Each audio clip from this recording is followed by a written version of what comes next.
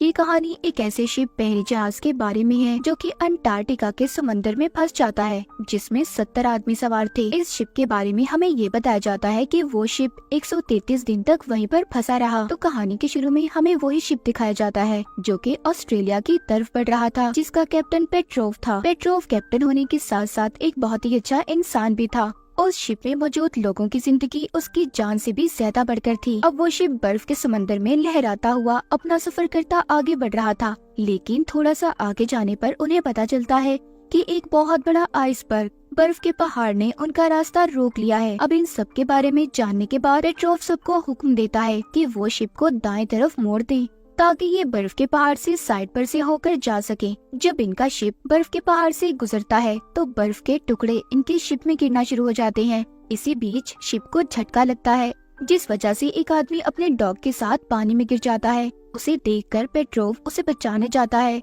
वो सीढ़ी लगाकर पानी में कूदकर उस आदमी को बचाना चाहता था, पर जो शिप का दूसरा कैप्टन था वो पेट्रोव से कहता है कि तुम क्या करने जा रहे हो? तुम एक आदमी की वजह से सब लोगों की जान को खतरे में डालना चाहते हो। हमारे ऊपर से खतरा अभी टला नहीं है, हमें आगे बढ़ते रहना होगा। इनके दरमियान में बहस चली रही थी, तभी एक आदमी अपने साथी को बचाने पानी में कूद जाता है, मगर वो देखता है कि पानी के ठंडे होने और बहुत ज्यादा ठंड की वजह से उसका साथी पानी में ही डूबकर मर गया था। पर उसका डॉग अभी भी जिंदा था। वो उसे बचाकर वापस से शिप में ले आता है, मगर पानी इतना ज्यादा ठंडा था कि वो आदमी ठंड की वजह से कुछ भी बोल नहीं पा रहा था। ऐसा लग रहा था कि जैसे ठंड की वजह से उसकी आवाज चली गई हो। मगर अब बर्फ का पहाड़ उनके लिए एक बहुत बड़ा चैलेंज था। आगे बढ़ते हुए शिप का रेडार सिस्टम भी खराब हो जाता है, जो अब उनके लिए और भी बड़ी मुसीबत थी, क्योंकि रेडार उनको बताता था कि बर्फ पानी में कहाँ कहाँ पर जमी हुई है। मगर अब उसके खराब होने की वजह से ये लोग अब वो भी पता नहीं कर सकते थे। वो अपनी शिप को उस तूफान से निकाल तो लेते हैं, पर अभी भी उस बर्फ के पहाड़ का एक बहुत बड़ा टुकड़ा उनकी तरफ पड़ रहा था। यहाँ पर जो दूसरा कैप्टन था वो पेट्रोव को हर चीज का जिम्मेदार कहता है, जैसे इनके शिप का तूफान में फंसना, इनके एक आदमी की मौत और तो और रेडार का भी खराब होना। वो सभी चीजों के बारे में पेट्रोव को जिम्मेदार ठहरा रहा था। इसीलिए अब वो एक रिपोर्ट बनाकर अपने हेड्स को भेज देता है। हालांकि जो दूसरे लोग शिप में थे वो इस बात को मना करते हैं। वो जानते थे कि पेट्रोव कितना अच्छा कैप्टन है और वो जानबूझकर ऐसा कभी नहीं कर सकता। अब जो रिपोर्ट बनाकर सेकंड कैप्टन ने हेड्स को भेजी थी, इसीलिए वो इसकी बात को मान लेते हैं और पेट्रोव को उसके ओहदे से हटा दिया जाता है। उन्होंने ये भी कहा था कि जब तक कोई नया कैप्टन नहीं आएगा तो अब सेकंड कैप्टन को ही इस शिप का नया कैप्टन बना दिया गया था। कुछ दिन के बाद एक हेलीकॉप्टर की मदद से नए कैप्टन को भेजा जाता है। जब हेलीकॉप्टर को पायलट लैंड कर रहा था तो इंजन के गर्म होने की वजह से उसके सूट में आग लग जाती है। शिप में जो लोग थे वो जल्दी से इसके पास आते हैं और आग को बुझाकर पायलट और कैप्टन को बचा लेते हैं। मगर इसके बावजूद जो नया कैप्टन था वो पेट्रोव का शुक्रिया अदा करने की बजाय बातें सुना देता है कि वो अच्छा कैप्टन नहीं है। जो नया कैप्टन था वो बहुत ज्यादा खड़ूस और सख्त था। जब वो शिप के अंदर आता है तो देखता है वहाँ पर एक आदमी क्यूब को लेकर खेल रहा था। वो कैप्टन उस क्यूब को उससे लेता है और उठाकर दूर फेंक देता है। तभी हम आसपास के मंजर को देखते हैं। हर तरफ बर्फ ही बर्फ थी और इनका शिप पूरी तरह से फंस चुका था। ना ही शिप आगे बढ़ रहा था और ना ही पीछे। दूसरी तरफ हमें मॉस्को शहर दिखाया जाता है, जहाँ पर पेट्रोव की बीवी जो कि एक जर्नलिस्ट थी वो वहाँ के मिनिस्टर से बात करती है और पेट्रोव अपने हस्बैंड की मदद के लिए दबाव डाल रही थी। उधर शिप में सभी लोग मीटिंग कर रहे थे कि इस तूफान से कैसे बचा जाएगा। तभी यहाँ पर इनका एक साथी कहता है कि क्यों ना हम शिप में से पेट्रोल को निकालकर एक बहुत बड़ा धमाका करें, जिससे शायद आगे जाने का रास्ता खुल जाए। ये मीटिंग पेट्रोव करवा रहा था। तभी यहाँ पर नया कैप्टन आता है। वो इस मीटिंग को बंद करवा देता है। उसकी बातों से ऐसा लग रहा था कि वो पेट्रोव को बिल्कुल भी पसंद नहीं करता था और वो उस आदमी के प्लान को भी मना कर देता है जो धमाका करने का था। मगर इस बारे में पेट्रोव को भी कुछ ठीक नहीं लग रहा था। नया कैप्टन यहाँ पर सबसे कहता है जिस फ्यूल को तुम इस्तेमाल करके धमाका करने की बात कर रहे हो सकता है आने वाले दिनों में हमें उस फ्यूल की जरूरत हो। इसीलिए कैप्टन अब हर तरफ पर इमरजेंसी की खबर को फैला देता है कि इनका शिप बर्फ में बुरी तरह से फंस गया है। इसीलिए इन्हें अब शिप की लाइट्स को भी बंद करना पड़ता है, क्योंकि ये नहीं जानते थे कि इनका शिप कब यहाँ से निकलेगा। इसीलिए इन्हें अपनी हर चीज को बचा कर रखना होगा। अब पेट्रोव यहाँ पर कुछ सोचता है। वो ऐसे ही खामोश नहीं रहने वाला था। वो सोचता है कि आखिर कब तक हम यहाँ पर फंसे रहेंगे और मदद का इंतजार करेंगे। इसीलिए अब ये फ्लेयर गन को लेकर उस बर्फ के पहाड़ के बारे में जानने के लिए शिप से उतर जाता है।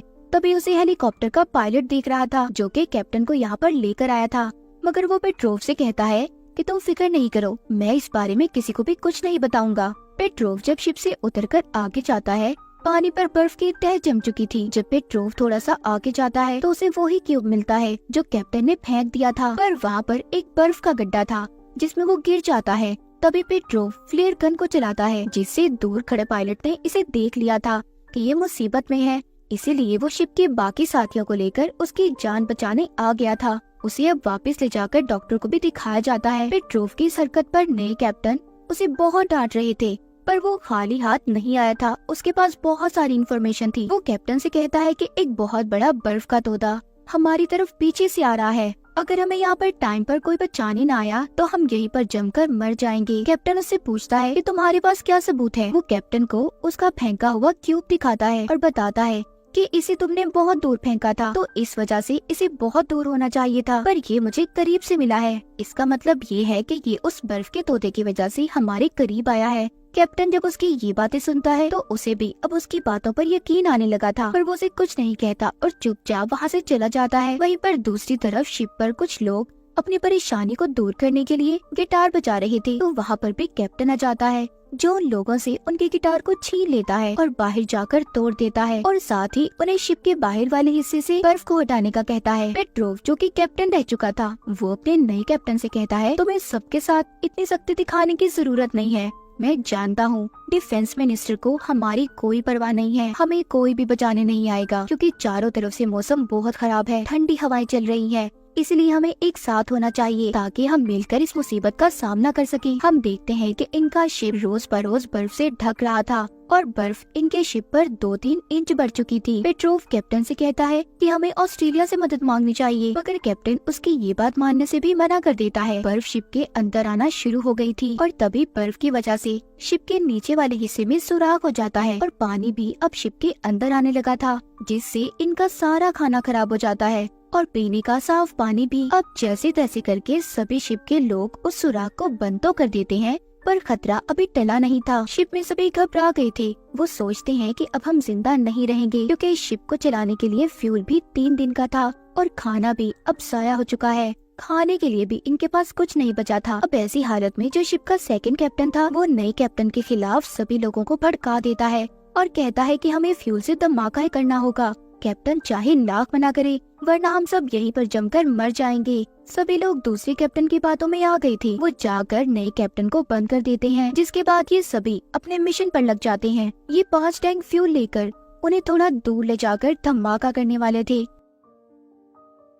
पेट्रोव इन्हें बहुत समझाने की कोशिश करता है कि ऐसा मत करो, कोई भी उसकी बात को नहीं सुनता और वो धमाका कर देते हैं, जिससे कोई फायदा नहीं हुआ था। ये प्लान इनका फेल हो चुका था। इन सब के बाद शिप का जो नया कैप्टन था, उसे कुछ भी समझ नहीं आता कि वो क्या करे, इसीलिए वो अपना यूनिफॉर्म पहनकर शिप से छलांग लगाकर मरने की कोशिश कर रहा था, पर इससे पहले वो अपनी जान को नुकसान पहुंचाता, पेट्रोव उसे देख लेता है और ये कहता है कि तुम्हें ऐसा करने की जरूरत नहीं है, हम मिलकर इस मुसीबत का सामना करेंगे। शिप में सभी लोगों को अपनी इस बेवकूफी पर बहुत ज्यादा शर्मिंदगी हो रही थी कि उन्होंने सारे फ्यूल को भी जाया कर दिया। वो सब मिलकर अब नए कैप्टन के ऑफिस में जाते हैं और उससे माफी मांगते हैं। कैप्टन ने सबको माफ कर दिया था। उधर दूसरी तरफ हम पेट्रोव की बीवी को देखते हैं, जो दूसरे शिप पर सवार इन सब की जान बचाने के लिए निकल गई थी। उधर शिप पर दिखाया जाता है एक आदमी आकर सबको ये बता रहा था कि एक बहुत बड़ा तूफान हमारी तरफ आ रहा है। जब वो देखते हैं तो वहाँ पर बर्फ में भी दरार पड़ चुकी थी, जिसे देखकर सभी डर जाते हैं। इन्हें अपनी मौत साफ दिखाई दे रही थी। पेट्रोव सबसे कहता है जो बर्फ की दरार है हम इस पर अपनी शिप को ले जाएंगे, पर बाकी सब कहते हैं कि इसमें बहुत बड़ा खतरा है। पेट्रोव कहता है कि नहीं, हम ये सब कर सकते हैं। अब नया कैप्टन भी पेट्रोव का साथ देने के लिए तैयार था, क्योंकि वो उसकी काबिलियत को पहले ही जान चुका था। पेट्रोव कहता है कि मैं हेलीकॉप्टर में जाकर तुम्हें आगे का रास्ता बताऊंगा, क्योंकि इनका रडार तो पहले ही खराब हो चुका था। और पेट्रोव कैप्टन से कहता है कि तुम पीछे से शिप को लेकर आओगे, मगर नया कैप्टन उससे ये कहता है मैं हेलीकॉप्टर के जरिए तुम्हें रास्ता बताऊंगा और तुम शिप पर ही रहोगे, क्योंकि तुम अपनी शिप को अच्छे से जानते हो। इसके बाद सभी जोश में आ गए थे और अपना काम करने लगते हैं। अब नया कैप्टन इनको हेलीकॉप्टर के जरिए रास्ता बताता है। हम देखते हैं इतना बड़ा शिप 10 मीटर की भी कम दूरी से 100 मीटर के ऊंचे बर्फ के पहाड़ से गुजर जाता है, मगर कैप्टन का हेलीकॉप्टर अभी भी उस बर्फ के पहाड़ के पास ही था, क्योंकि हवा बहुत तेज थी और तभी वो उस बर्फ के पहाड़ में लगकर नीचे गिर जाता है। ये देखकर पेट्रोव शिप को वापस मोड़ने का कहता है। कैप्टन और पायलट जो कि पानी में डूबने वाले थे, वो बिल्कुल अपनी उम्मीद खो चुके थे कि पेट्रोव उन्हें बचाने आएगा। वो जानते थे कि पहले भी वो ऐसी गलती करके सस्पेंड हो चुका था। एक आदमी को बचाने की वजह से उसे कैप्टन के ओहदे से हटा दिया गया था, लेकिन फिर भी अब पेट्रोव उन्हें बचाने आ जाता है। उसे सभी लोग रोक रहे थे, पर वो शिप को उनकी तरफ ले आता है। जब कैप्टन डूबने ही वाला था, पेट्रोव आकर उन्हें बचा लेता है। साथ ही पेट्रोव की टीम भी आ गई थी जो उनकी मदद करती है। वो लोग सभी सही सलामत शिप में आ गए थे और बहुत खुश थे कि आखिरकार वो इतनी बड़ी मुसीबत से बच गए। अब आगे जाकर उन्हें पेट्रोव की बीवी का शिप भी मिल जाता है, जिससे वो अपनी शिप में फ्यूल भरते हैं और फिर ये सब खुशी खुशी आगे बढ़ते हैं। सब ने बहुत बड़ी मुसीबत को आसानी से पार कर लिया था, सब बच गए थे। इनकी तस्वीर अखबार में भी छपती है, जो कि पेट्रोव की बीवी ने छपवाई थी। उन्होंने 133 दिन इसी शिप में गुजारे थे। तो इंसान जितनी बड़ी मुसीबत में क्यों ना हो, अगर वो कोशिश करे तो जरूर कामयाब हो सकता है। और इसी के साथ ये मूवी यहीं पर खत्म हो जाती है।